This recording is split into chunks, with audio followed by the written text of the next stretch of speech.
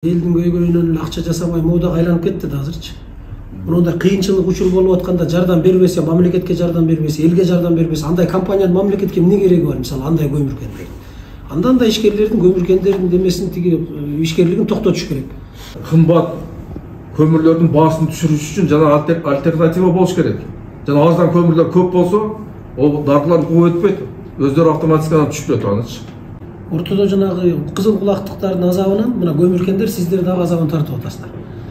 Сиздер ал жактан 4 сом 50 тиын 5 сомдон берип атасыздар. Бияка келгенде кече мына акыркы баасы 11 сом 12 сомдон чыгарып сатышты. Мына антимонополия барды. Кече журналисттер менен чыгып эки жерге рейд кылды эле 12 сом, 11 сом 12 сомго чыгып кетти. А экономический жагынан алып эсептегенде да андай чыгым жок. Бекер көмүр бербеле. Уюштуруп ушул иштерди. Мына биринчи кезекте милдетибиз ички рынокто камсыз кылышыбыз керек. Эгер ошо 227 миңди камсыз кыла албасак, анда сыртка кетирген 700 миң тоннаны токтотушубуз керек анда. Кооларды чыгаргыла. 4 сом 50 тиынга келип түшөт оокатка. 227 миң тонна ички рынокты камсыз кыла албай атабыз. Көңүлдү ошо жака буруп жиберип атасыздар көбүңүздөр. Урматтуу мекендештер, сиз Москвада иштеп, кирди чыкты кызматына муктаж болсоңуз, биздин кызматтан пайдаланыңыз. Биздин компания эң акыркы үлгүдөгү унаалар менен камсыздалган. Салондо акысыз Wi-Fi бар, жана документтер жагынан жардам беребиз. Бизде көп жылдык тажрыйбасы бар айдоочулар иштейт. Байланыш үчүн номерлерибиз +7 926 725 38 85 +7 999 997 46 76. Мына сиздерди чакырткан себеби мына арканда сүрүп болуп атат. Мына жогорку кеңештин депутаты бүгүн сессияда туруп, ушул Ош шаарында, Ош облусунда көмүрдүн баасы кымбат болуп калды деген сөздөр айтып атат. Андан тышкары кече администрациядан бизге чалып айтышты, эмне үчүн көмүрдүн баалары көтөрүлүп атат депчи. Ошондон азыр мен сиздерди чакырып, ошол боюнча иш жүргүзөлү, ошол боюнча сүйлөшүүлөр жүрсүн деп чакырганым себеби ошол. Ошол азыр мен анда биринчи кезекте сөздү ошол райондун акимдардын орунбасарларына берели. Сиздер бизге маалымат бериңиздерчи азыр. Бүгүнкү күндө сиздерде кандай көмүрдүн баалары болуп атат? Канча көмүр базаңыздар бар? Көмүр барбы ошо базаларда? Биз билип атабыз, мына азыр күн ысык болгонго байланыштуу ошол кээ бир карьерлер жабылып калып, же жолдор кар калың жаап, ачылбастан ошондон балким ошондон көмүрдүн баасы көтөрүлүп кетти. Кандай болуп атат ошо? Урматтуу Зиядин Сынамович, урматтуу бүгүнкү штабтын башчылары, Өзгөн районунда бүгүнкү күндө абал туруктуу. Мен де өзүм эртең ушул штаб боюнча атайын көрүп, Мырзеке айыл өкмөтүнө бардым. Ал жерде Жазы деген ишканасынын ошол жердеги территориясынын аянтында айыл өкмөтү биргеликте муниципалдык ишкана уюштурушкан. Бүгүнкү күндө 500 тоннадан ашык көмүрүбүз турат. Баасы 5 сом 50 тиындан андан ашырбайсыңар дегенбиз.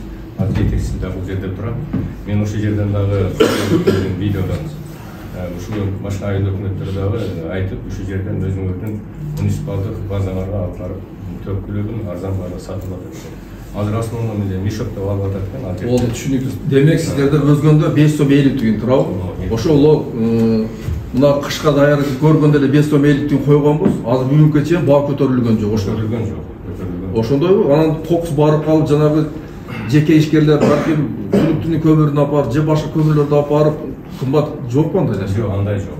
Андан кийин экинчиси бизде мына Ош-Бишкек трассасында Дордой деп коебуз, Прогресс айылында Кытай ишканасы атайын ушул жерге база уюштуруп көмүрлөр турат. Бүгүн 1000 тоннага жакын экен да бүгүн көрдүм. Бирок майда көмүр 100 сомдон. Мен барсам ошол жерде 3-4 адам алып атат. Биз ушул жерден ташып 200 килограммдан 100 килограммдан алып атабыз деп Кытайлар менен сүйлөштүм. Шартын түзүп бергиле. Несетин өзүңөр казып мындай бир элеп бербейсиңер десе, анда бизди автовай алат. Ушу келген адамдар өздөрү ушул боюнча кайра жакшы күбөттү. Чындыгында мен ал көмүрдү жакшы билем. Кумбел деп коет. Кумбелдики бир аз ышы бар, бирок аябай мындай ысык жакшынакай комнатадагы температураны анан азыр өкмөтүн да чакырып айттым, оператив еткилегин дедим. Ушул жерден алсын, караңгы жактар алсын, башка жактар узуп, үйдөн бир маалымат берели деп ошондой дедим. Анан жолдун боюнда чындыгын айтыш керек, анан менчик өздөрүнчө алып берип сатып аткандар бар экен.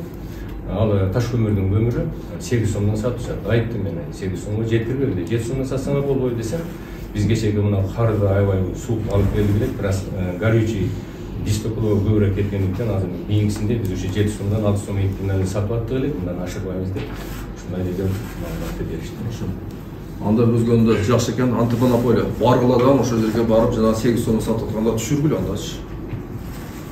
Мисалы өзгөндө 8 сомдук көмүрлөр бар, бул 8 сом эми максималчы. Аларга ал көмүрлөр ошо мына суук түшкөнгө чейин 7 сомдон ашпай сатылып аткан, таш көмүрлүк 6,5 сомдон сатылып аткан. Бирок суук түшкөндөн кийин ал 8 сомдук көмүрлөр бар. Частныйлар саткан. Жалыл Абдыкадырович айтып аткан ал жазы көмүрү Торгойдуку, Мырзакедагы бир точка. Так айтып атабыз, түшүндүрүү иштерин жүргүзүп атабыз. Буга чейин штрафтар да салганбыз. Өзгөн району боюнчачы. Жок, азыр давай барып салгыла жана 8 сомдон дегендердичи. Анда кылганда эмне үчүн ошол күн сууганга чейин 7 сом, 6 сом элден сатып азыр эле көтөрүп алат аларчы. Анан айтып элге дагы айтып берди. Альтернатив бар экен, жана Кытайдагы жолдо бойдагы көмүрү 100 сомдон сатып атат экен аны. Турмуш эми бар эми майда болсо кичине элге алса болот да, жакшы экен да. Анын калориясы жакшы деп атасыз, күйүнү жакшы деп атасыз. 100 сомдон мен өзүм дагы таң калдым. Бирок биз мектептерге мурун ошодон алчу элек. Бул деле ошол көмүрлү, жакшы эле күйчү эле да. Азыр эми чанышып, иши көп дегенде дешип алып атышат да. Элге мен утуп сатса Кытайлар айтат, биз канча болсо да беребиз дейт. Өздөрү казып, өздөрү чыктарып, алып кете берсин, пожалуйста, 100 сомдон алып алабыз. Хорошо, анда давай, 8 сомду жок кылгыла. Сиздер барыңыздар дагы анда кылгыңдар. Алай. Исланович, жыйындын катышуулары бизде жалпы Алай району боюнча 15.553,8 жалпы тонна көмүр керектелет. Анын ичинен калкан 11.500 тонна керектелет.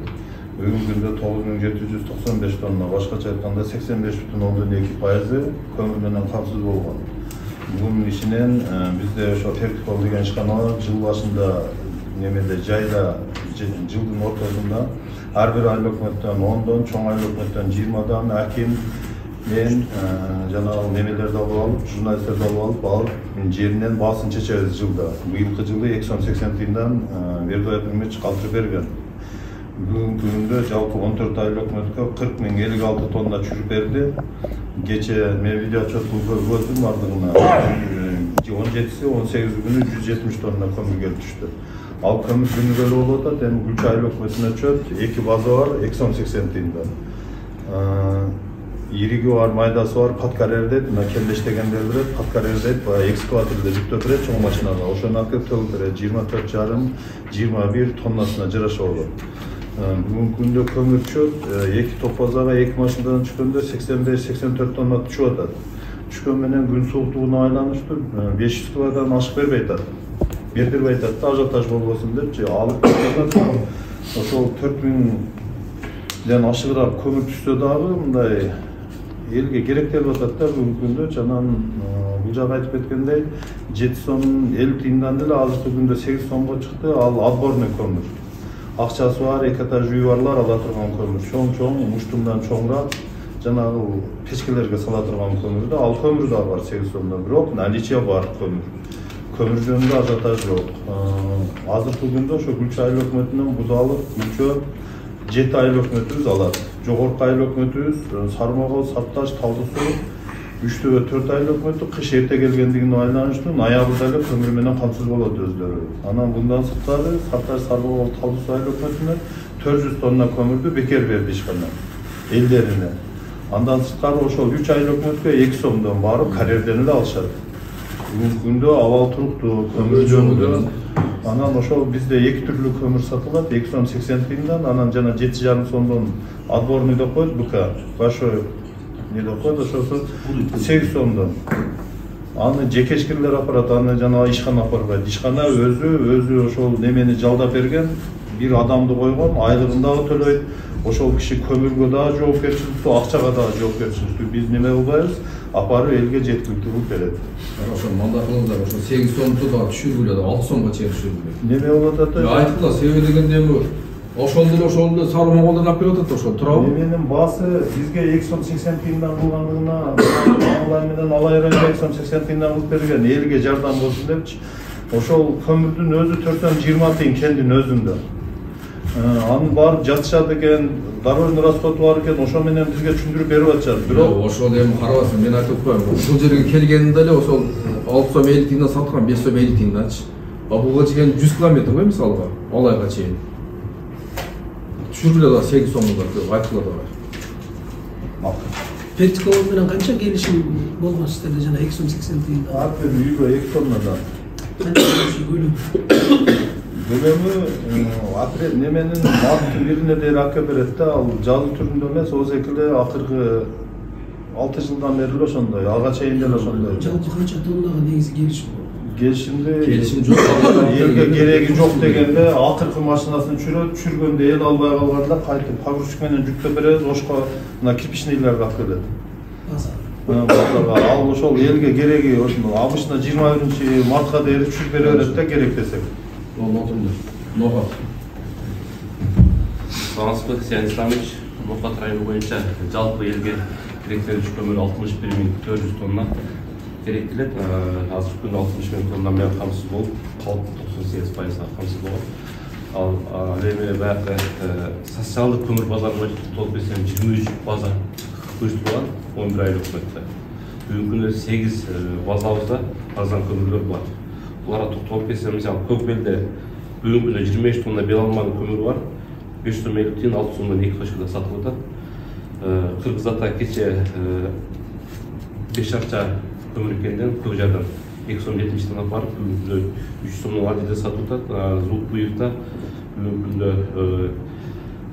жеке ишкерлер өздөрү алып келди 60 тонна. 3 бай калдай айылдарында сатылып таратылып бүттү 6 сомдон. Мирмакултта 5 сомдон көмүрүбүз бар 6 тонна. Ана баягы Кыргыз көмүр менен келишим түзүп, ал жерден дагы 5 тонна көмүр калган, 4 сом 80 тиындан бул. Бүгүнкү 5 тонна бул бар. Буга чейин 20 тонна сатылды. Ал айдын көмүрүн жеке ишкерлер 7 сомдон сатылды. Баягы жолдун боюнда чоң көмүр базарда. Көкжай райондук боюнча 80 тонна кече суук түшкөн күнү алып келип 3 сомдон сатты. Дагы сүйлөшүп, азыр 60 тонна запасыбызда турат. 12 белде ошо Көкжайдын 5 акча көмүрүнөн 20 тонна түшкөндө бүгүнкү 13 тоннасы бар Нарай айылында. Ал дагы 3 сомдон сатылып турат. Жалпы бүгүнкү сос базарында 67 тонна көмүр бар. Андан сырткары жеке ишкерлерде азыр Исанов айыл өкмөтү белалма менен сүйлөшүп бүгүн акчасын төктү. Эртең же 1-2 күн ичинде 100 тонна көмүр келет. Сос пакеттер боюнча бардын алып бүткөнбүз. Көкбел айыл өкмөтүндө белалмадан 200 тоннага сос пакет бар эле. Акинин сүйлөшүүсү менен 500 тонна көтөрүлүп, бардыгы аз камсыз боюнча таратылып берилген. Анан сос базары боюнча ушундай маалымат. Жеке ишкерлер боюнча ошо бизде көбүнчө Сармоголдук мисалы алышат дагы кечеги суу күндөр 9 суу ошол чыгып кетти. Анан сүлүктүн жүкү жабышат боюнча сүлүктүн жүкү ошо баягы орешка деп коет 9 сом 50 тиын ошол сатылат. Ошолор түшүрүлөт аслында. 9 сом деген болбош керек. Ош облусунун тегерегинде. Түшүнүңүздөрбү? Отоңуз. Болду? Биздин азыр бажы кызматынын орун басары бар, жана сыртка экспорттолуп аткан көмүрдүн көлөмү боюнча маалымат берсе. Көмүр экспорт болгон. Бизге берилген суроо боюнча ошол. Мына бүгүнкү күнгө чейин. Жок, бул 2022 жыл. 2022 жылда. Кандай көмүр? Бул в основном бысшы майда көмүр. Майда болот. Жанагы БКдар чыгат, чыкпайбы? БКдар чыгат, эми азыраак. В основном 90% ушу бысшы болушу. Бул жерде Кыргыз көмүрүнүн өкүлү бар? Жок, мишири. Анда кайсы кендердин өкүлдөрү бар бул жерде? Чоңалай. Бизден энерги бар. Чоңалай бар. Чоңалай, силер азыр эми районго карайсыңар. Райондук мамлекеттик да силер. Кандай иш болуп атабы? Иш быйыл 4 ай иш болду. Каарыбыз бар. Быйыл 42 миң тонна 500 чыгардык. Анын ичинен 35 миң дана майда кыштыгы сатылып, элге 4400 тонна берилди. Мекемелерге 2,5 миң тонна берди. Азыркы күндө ошо 2,5 сомдон элге берип атабыз. А сиздерде баасы канча болду Чоңалайда? Чоңалайда 2 сом 50 тиындан элге. Элге? Ооба. Ишканаларда 3 сомдон. Ошол. Андан башка жок. Чоңалайда кандай? Так, анда отуруңуз. Сиз кайсы кендики? Ушпирим, Пертикова. Бизден биял айтып кетти. Алай менен Чоңалайды колдон келишинче камсыз кылып атабыз. Анан баягы сиз суроо бердиңиз. Биз канчалык элдин талабына жараша бүткөнгө жараша албай калганга чейин чыгарып ар бир айылга алып келебиз да. Сопуда саттырабыз, анан кийин өлчөдө саттырабыз. Анан ар бир айыл өкмөттөн күнүнө 2ден представитель барат. 2 айлап өттөн барып, өздөрүнө лайыктуу көрөт. Азыр сиздер өзүңүздөрдүн базаңыздар барбы, жокпу? Өзүбүздүн база ошто барып турат. Азыр канчадан сатасыз? 6 сомдон сатып атабыз. БР көмүрдү алып келип, элеп, БК кылып берип атабыз. Бул жак күнүгө барып кабарып турат. Азыр да ошо жерде. Ошо канча базаңыздар бар? Ошо Бизде 2-3 база ачып койгонбуз. Мадыда 1 база бар. Мадыга бир ачканбыз, ал күндө алында сатылат. Анан ошто көмүрдүн запасы бар ошо. Запасы базаларда турат. Азыр бар.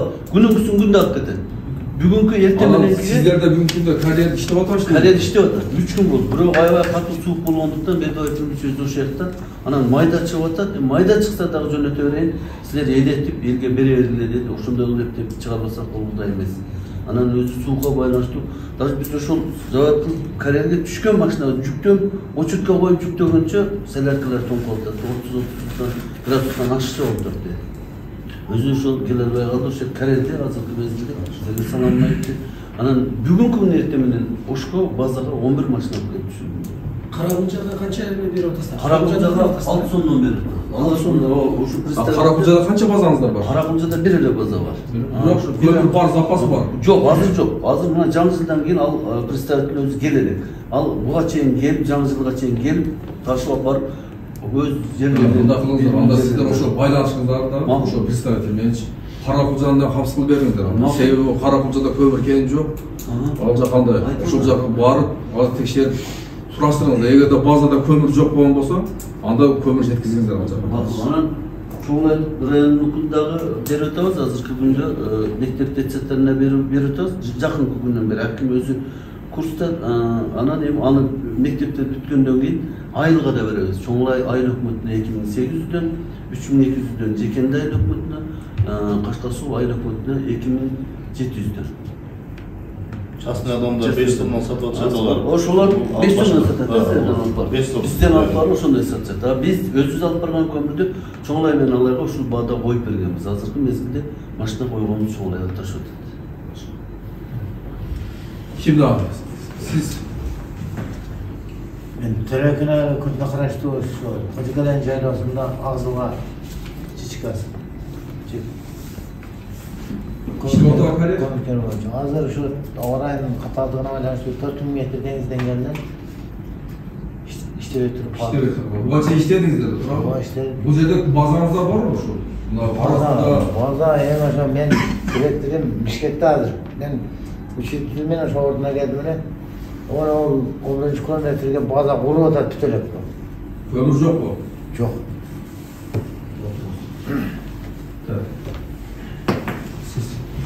Саламатсыздарбы? Мен Жөн Мукамова Тажигүл. Мен Элге Осуанов атынан келдим. Бирөөсү Исанов айыл өкмөтүнө караштуу ИП Агзамовдон биз быйыл 100 тонна соцпакетибизди толугу менен бердик айыл өкмөткө. Анан биздин лицензияны разработкубуз жылдын аягында эле алынгандыгына байланыштуу 26 000 тонна көмүр разведкада чыккан көмүрдү лицензия алгандан кийин саттык, андан 4 миллион сом налогду төлөдүк. Азыркы күндө жаңыдан иш баштаган атабыз, бирок ал жерде көмүрдүн жанагы өзүнүн структурасы жумшак болгондуктан мындай илик көмүр чыкпайт да, ал жерде мындай келгиче деле майдаланып калат. Ал сеткага улам түшүрүп эми жаңы ачылып атыптыр да, акырындык менен астынан түшкөн катыйт да бар.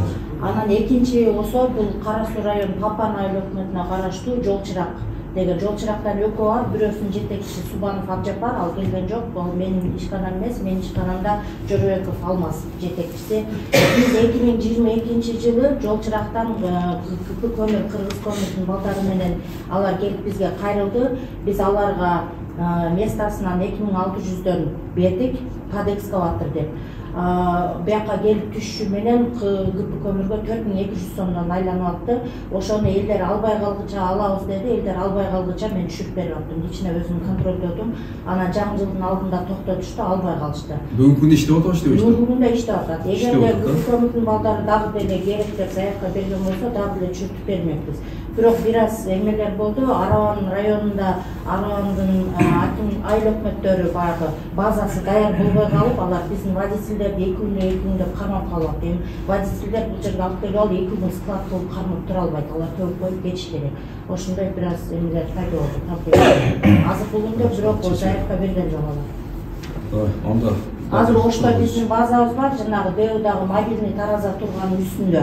Ал жерде эгерде ала турган болсо биз жол чырактын ийрик көмүрүн алуу сомдон эле сатып атабыз ал жерден. Бирок аз түгөнлүү азыр жолду тазалатты жетекчи.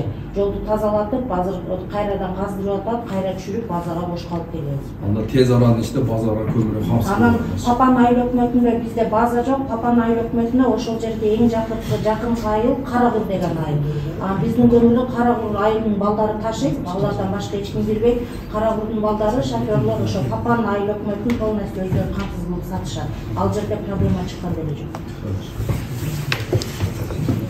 Siz? Transport департаментинен. Siz?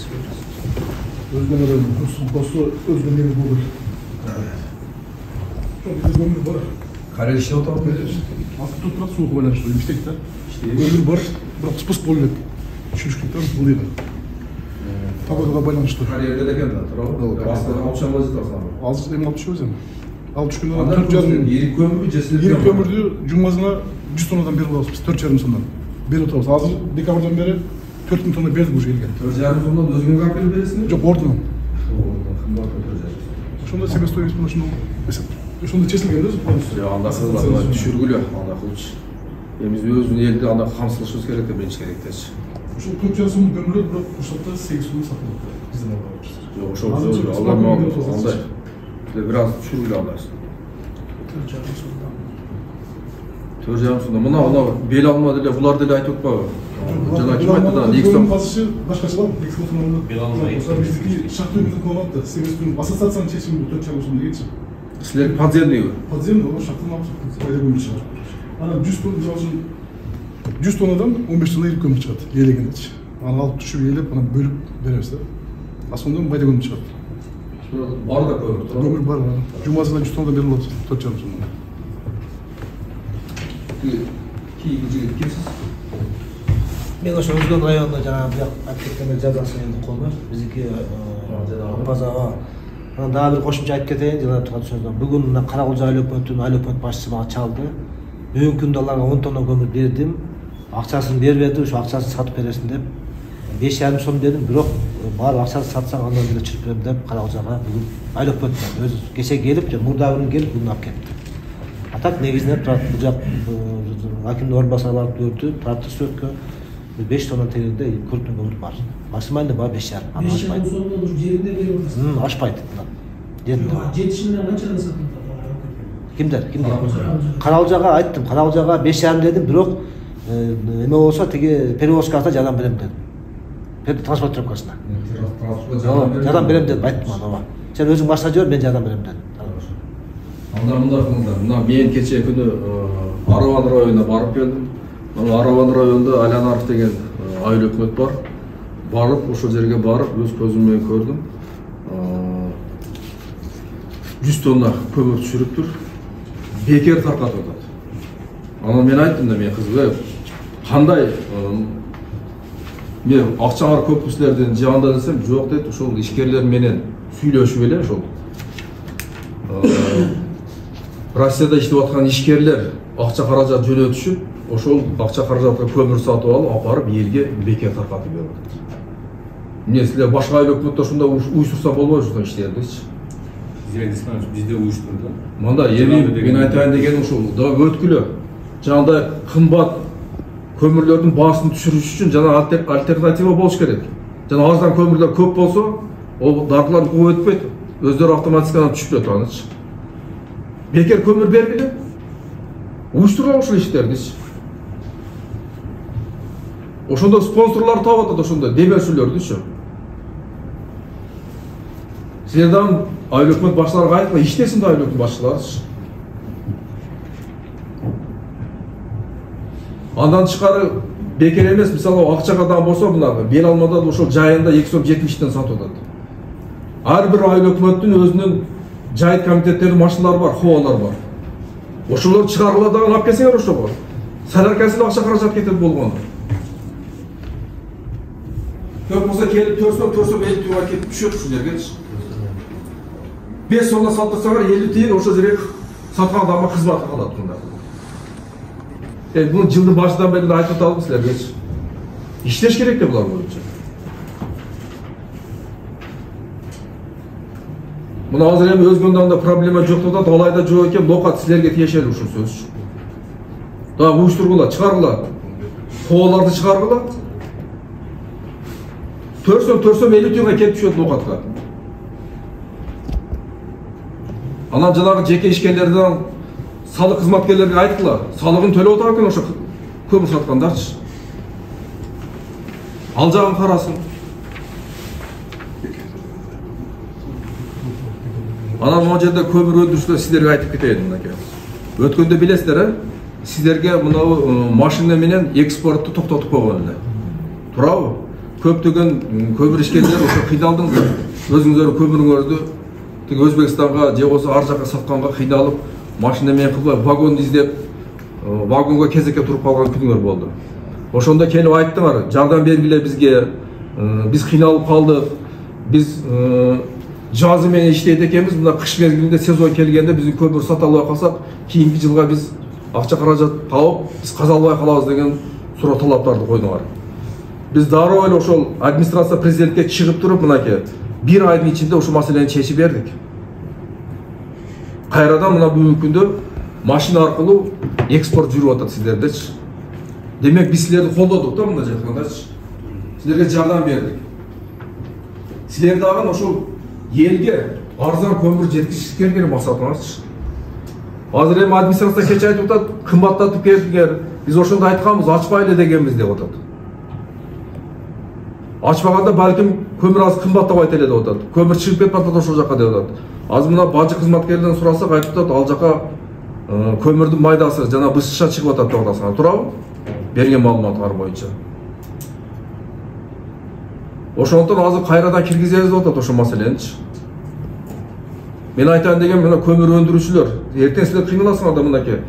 О силер жай мезгилде, жаз мезгилден баштап иштейсиңер да, мына кыш мезгилинде иштеп калалы десиңер, бирок эртең ушунда тоскоолдуктар болсо көмүргө сата албай каласыңар. Ошондуктан биринчи кезекте силер кызыктар болушуңар керек. Мынау ай жердеги көмүрлөрдүн баасына кымбаттабашы үчүнчү. Силер өзүңөрдөн аракет кылып базарларды ачкыла, ар бир көмүр экенин ачкыла базарлардычы. Мына жер десеңер биз жер берели. Айыл өкмөттөрдөн таап берели. Ачкыладан ошол жерде эл менен арзан көмүр менен камсыз кылгыла.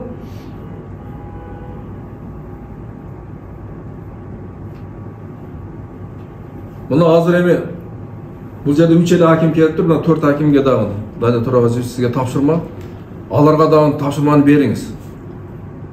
Ар бир райондо, ар бир айыл өкмөттө арзан көмүр базалары болуш керек сөз түрдө. Болбосо айтып атпаймынбы, оңой эле мына бере алмай бүгүнкү күндө ачык иштеп атат, туурабы? 2 сом 70 ошол жерде берип атат. Транспортту уюштурсун, келген 4 сом 450 менен такалат ошол жердечи. Анан антимонополия силер карагыла, жанагы 8 сомдук 9 сом дегендерди бар.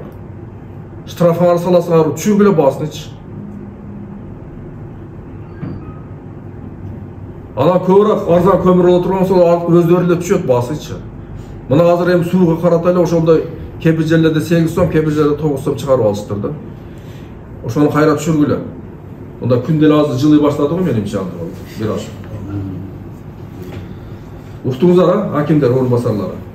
Жалпы эме боюнча 227 миң тонна биздин областтын керектөөсү болуп атат да. 227 миң тонна. Бул соц объектилерин баарын кошкондо. Мына бажы кызматынын акыркы бизге берген маалыматы боюнча 661 миң тонна, почти 662 миң тонна сыртка чыгат экен бүгүнкү күндө. Аны көмүр ишканалары түздөн түз камсыз кылып атасыздар. Ал сиздердин келишим эл аралык деңгээлде. 227 миң тонна ички рынокты камсыз кыла албай атабыз. Көңүлдү ошол жака буруп жиберип атасыздар көбүңүздөр. А ички рынок камсыз болбой атат. Аяка кетип аткан, экспортко кетип аткан ар бир көмүрдүн килограммы сиздер үчүн акча. Бажыга болгону 0,25%. Туурабы ат стоимость, бажы кызмат. 0,25 ат стоимосту төлөп атат. Башка ал жерде бажы төлөмөй, көмүргө экспортко эч кандай алынган жок, барыңыздар билесиздер. Анан биринчи кезекте милдетибиз ички рынокто камсыз кылышыбыз керек. Эгер ошо 227 миңди камсыз кыла албасак, анда сыртка кетирген 700 миң тоннаны токтотушубуз керек анда. Анда сиздерге да жана Зиян Исламович айткандай анда бардык жагынан маселе токтойт. Кирешеңиздер негизги ошол жак болуп атат да, туурабы акчаны алып аткан булак. ушул жагын негизги жетекчилериңерге жеткирип көзөмөлгө ушуну алышыбыз керек. Биринчи областты камсыз кылышыбыз керек. Ооба, бул жерде дагы башка көмүр кендердин жетекчилери же болбосо өкүлдөр келиптир. Аларга дагы жеткизгиле, ушул маселени айткыла. Алар да биринчи кезекте ушул өзүбүздүн элди көмүр менен камсыз кылсын дагы, анан башканы сатсын ал жакачы. Же болбосо параллельно ал жака да чыгарсын, бул жактан камсыз кылсын анда. Ортодо жанагы кызыл кулактыктардын азабынан мына көмүркендер сиздер дагы азабын тартып атасыздар. Сиздер ал жактан 4 сом 50 тиын 5 сомдон берип атасыздар. Бияка келгенде кече мына акыркы баасы 11 сом 12 сомдон чыгарып сатышты. Мына антимонополия барды. Кече журналисттер менен чыгып эки жерге рейд кылды эле 12 сом, 11 сом 12 сомго чыгып кетти. Экономический жагынан алып эсептегенде да андай чыгым жок да, солярканын баасы бүгүн анчалык көтөрүлгөн жок да эч жерде. Болгону эле шылтоосу суук болуп атат. Биз барсак 2 күн күтүп калдык, анан 3 күн күтүп калдык, келдик деп атат. Эгер ошондой кызыл кулактар болуп атса, анда жөн эле ал кулактарын кесиш керек жана кызыл кулактар. Анда чыгарбаш керек, себеби анын ар бири патентин алып иштейт да мисалы. Жок, ошону текшерсин, салык кызматынан дайындагыла ошолорду, көмүр саткандардычы. Мына акимдердин орун басарлары, биринчи орун басар. Салык кызматын алып чыгыңыздар да, антимонополия мына турат. Эгер тиешелүү кимеле кызматкерлер бербей койсо айтыңыздар. Чыгып барып жеринде текшергиле дагы, патенти жок, башкасы жокпу, кечирип койсун, ал өзүнүн чөнтөгүн иштеп атат. Жапкыла анда. Анда токтотуш керек, алар сатпай эле койсун. Кээ бирлер сатпайбыз деп коркутуп атат экен. Биз сатпай коебуз деп, сатпай эле койсун, жаап салгын. Алардан чыкар деле жетет көмүрдүн эмес. Ошондой рычаг менен түшүрбөсө баа түшпөйт. Антимонополия барып салган айып пул эми ал бүлкүгелерлик эле айып пул болот. Салганы менен баягынан төлөп коюп, кайра эле ал экинчи жерине барып, кайра эле ошону улантып атат үстүнө. Анан жана сиз жакшы эме айттыңыз. Көмүркендердин ээлеринин бардыгына эгерде базага жер керек боло турган болсо, кайрылыңыздар. Мына акимдердин орун басарлары турат, биз өзүбүз көзөмөлгө алып, сиздерге жер бергенге даярбыз. Социалдык базаларды ачканга ал жерден салык алынбайт, башка алынбайт, эч нерсе алынбайт. Түздөн түз элди жанагы социалдык базада көмүр эме аз камсыз болгон үйлөрдү көмүр менен камсыз кылуу негизги максаты. Арзан баада. Арзан баада. Келишим менен түзүп. Келишим менен сиздерге эметип беребиз. Канча жылдык келишим болсо, ошондой келишим менен түзүп беребиз, жерди арендага беребиз. Сиздер ошол жерди социалдык база катары пайдалансаңыздар болот. Плюс социалдык база кылып арзан көмүр менен камсыз кыласыздар, өзүңүздөрдүн коммерческий багыттагы көмүрдү да сатсаңыздар болот.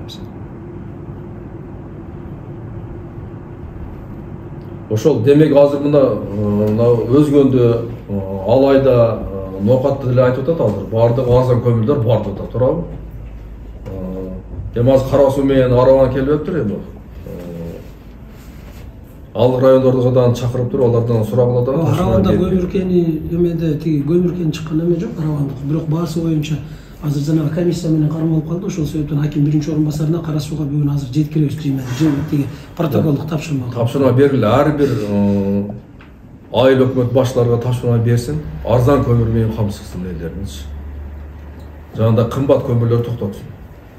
Мисалы мына Пертукова 2 сом 80 тыйындан чоң алайды Каракулжаны мына камсыз кылып атат, мисалы жериндеги эме менен. Эмне үчүн Пертукова анда тиги эмесин көрбөйт, пайдасын көрбөй эле булар анда чыгымга иштейт. Ошон үчүн тиги пайдасын көргөн үчүн ошол жерде тиги элге жардам болсун деп берип атат 2 сом 80 тыйындан. Токтоп калган жок да мисалы булар. Андан тышкары мына сос пакет берилет, туурабы? Канча 400 тонна? 400 тонна мына. Ал жана бекер таркатып берген. Андан тышкары ошо сармогон талкы суу сакташка 2 сомдон да азыркы мезгилде. 3 айыл өкмөткө 2 сомдон өздөрү барып алып келишет алар. Күндө бирден айыл өкмөттөн бирден адам барып алат 3 ай. Эми ал жак эми мында татаал айыл өкмөттөр эми ал жак карагыла. Ана станциясынан 20 адамга 20 миңден безвозмездный акча берди. Айыл өкмөт жанагындай Сармогол айыл өкмөттүн муктаж дегендерге 20 миңден айыл өкмөттүн тизмеси менен. Туура, анан кийин дагы тапшырма берем, айтып атпаймынбы? Айыл өкмөт башларга айткыла. Жанагындай демөөрчүлөрдү таап туруп, аз камсыз болгон болсо жанагындай үй бүлөлөрдү бекер көмүр менен камсыз кылып берсин. Айттым, кээ бир айыл өкмөттөр иштеп атат, кээ бир айыл өкмөттөр жүрөт жөн элечи. Иштесин да алар дагы. Иштесе болот экен бул. Айттым, кече Араванга барып өз көзүм менен көрүп келдим. Элдер өтө ыраазы болуп айтып атат. Аларга да биз тапшырма бергенде тапшырманы аткарып атат. Эмне үчүн кээ бир айыл өкмөттөр аткарбайт?